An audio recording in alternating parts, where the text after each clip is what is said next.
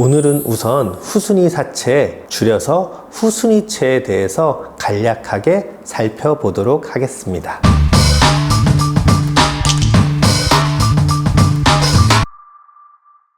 안녕하세요. 양쌤입니다.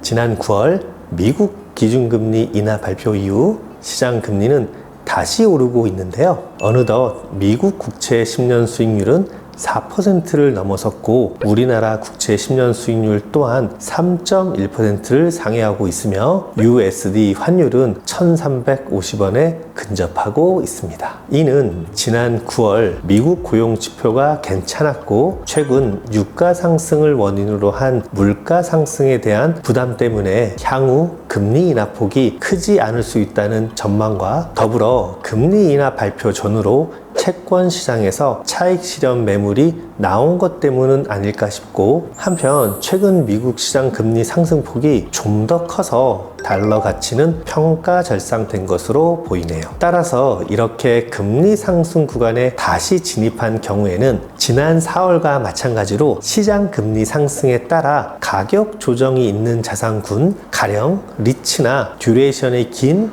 국채나 우량회사채에 대한 투자 기회가 있다 판단하고 향후 1에서 3개월 내에는 해당 자산군에 대한 비중을 조금은 늘려도 괜찮다고 봅니다. 결국 속도가 늦어질 뿐 시장 금리는 다시 하락할 것으로 예상하기 때문이고, 다만 금리 인하에만 베팅을 하는 것은 투자 결과에 대한 불확실성을 높일 수 있기에 그동안 비중을 다소 높인 유동성을 활용하여 꾸준하게 무위험 수익률 플러스 알파 확보가 가능한 자산군의 비중은 조금 늘리는 것을 추천드립니다. 참고로 해당 자산군의 대표적인 상품으로는 금융기관 등에서 발행하는 후순위 사채, 신종자본증권, 조건부 자본증권 등이 있고, 오늘은 우선 후순위 사채, 줄여서 후순위채에 대해서 간략하게 살펴보도록 하겠습니다. 일단 후순위채는 채권의 한 종류로 발행회사가 파산했을 때 채무 변제 순위에서 일반 채권보다는 뒤지나 주식보다는 앞서는 채권을 의미합니다. 즉 회사가 파산하여 빚잔치를 할 때 후순위 채권 투자자는 선순위 채권자보다는 늦은 순번으로 빚을 돌려받을 수 있으나 주주보다는 먼저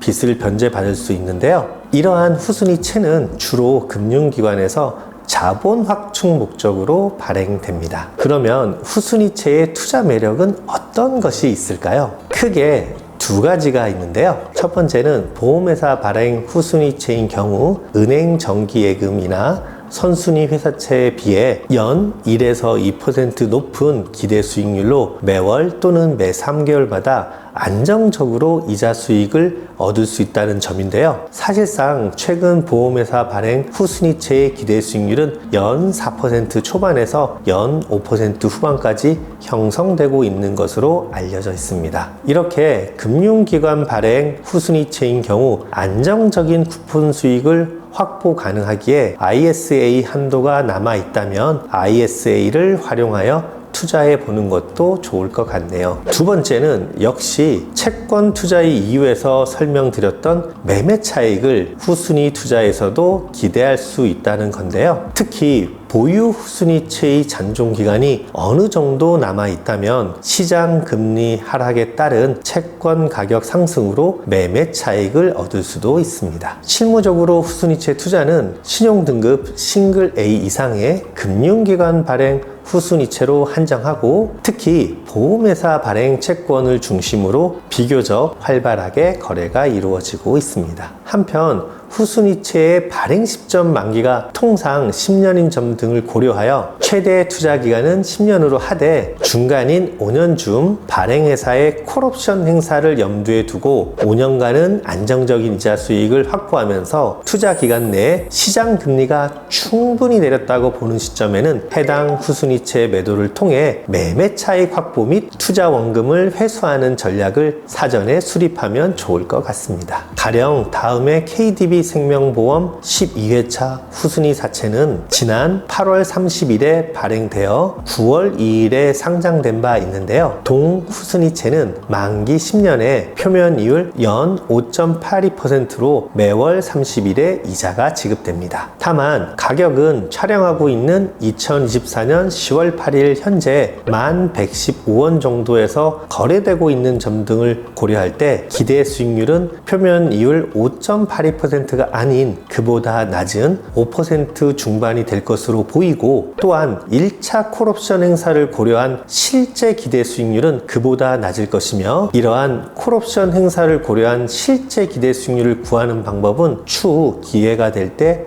다시 소개해 드리도록 하겠습니다. 한편 해당 후순위채의 최근 한국기업평가 신용등급은 싱글 A 플러스 등급이나 향후 전망은 부정적이라 싱글 A 또는 싱글 A 마이너스 등급으로 조정될 수도 있으니 만약 투자하신다면 이 점은 꼭 유의하시길 바랍니다. 반면 후순위 투자에 따른 위험은 다음과 같은데요. 첫 번째, 발행회사 파산 시 일반 채권자에 비해 후순위로 변제받는다는 점이 있고, 두 번째, 투자 기간이 장기인 점, 즉 경우에 따라 5에서 10년간 투자할 수 있기 때문에 장내 거래량이 충분치 않으면 유동성 위험이 있다는 점, 세 번째, 발행회사의 콜옵션 행사 시점, 즉 발행 후 5년 정도 되는 시점에 콜옵션을 행사하여 원금을 상환하는 경우가 일반적인데요. 이론적으로는 위험으로 인식되는 부분이나 실무적으로는 자연스럽게 인식되고 있는 내용이며, 다만 수익률 계산 시에는 본래 만기일까지의 이자 현금 흐름보다는 1차 콜옵션 행사일까지의 이자 현금 흐름을 적용한 YTC를 고려해야 하는 부분은 주의해야 할 것입니다. 네 번째, 그 외 채권으로 갖고 있는 일반적인 위험, 즉 가격 하락 위험, 원금 회수 불능 위험 등이 있겠습니다. 끝으로 후순위 채권을 투자하는 경우에는 가급적 장내 채권을 먼저 살펴보는 것을 추천드리는데요. 이는 장외 채권 가격이 장내 채권을 통한 매수 가격보다 높은 것이 일반적이기 때문에 투자 수익률 제고 위에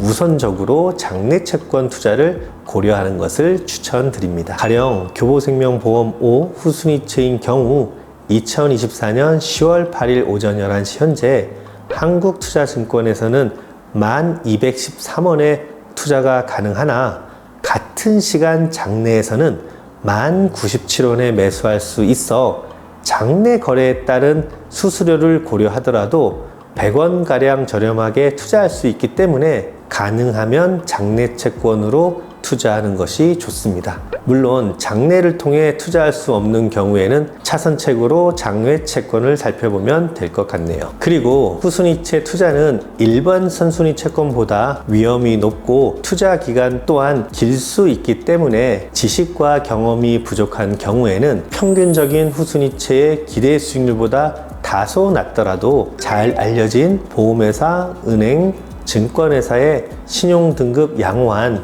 후순위채에 투자하는 것이 바람직할 것 같습니다. 이상 오늘은 후순위 사채에 대해 간략하게 살펴보았고요. 다음 편에서는 후순위 사채와 유사하지만 좀 더 다이나믹한 코코본드와 신종자본증권에 대해 알아보도록 하겠습니다. 감사합니다.